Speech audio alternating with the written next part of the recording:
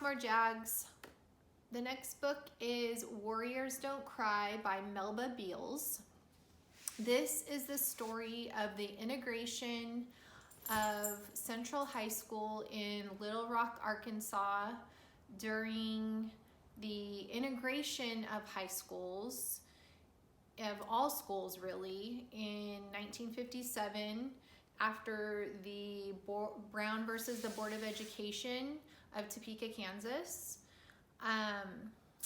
So this was during the time when separate was equal, okay, but with the Brown versus the Board of Education ruling, separate was no longer equal. So black and white students were schooled, were educated in separate facilities, but with that Brown versus the Board of Education of Topeka, Kansas ruling, it was now illegal for students to be educated in separate facilities. So what this book tells is the story of these 9 African American students who pretty much volunteered to be integrated into Central High School's school system in Little Rock, Arkansas. So they were faced with extreme racial discrimination, obviously, and Melba Beals, who is the author of this, describes what went on in with her experience. So she describes the rock throwing, the intimidation, the name calling.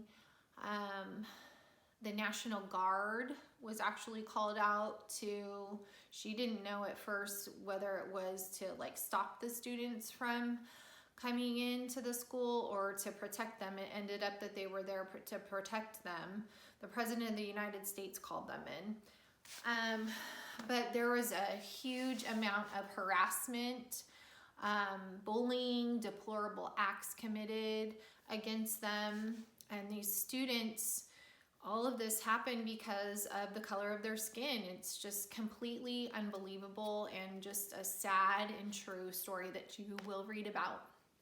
So throughout her harrowing ordeal, Melba was taunted by students and their parents, just continually harassed at school and in her home, as well as the rest of the students who chose to integrate the high school.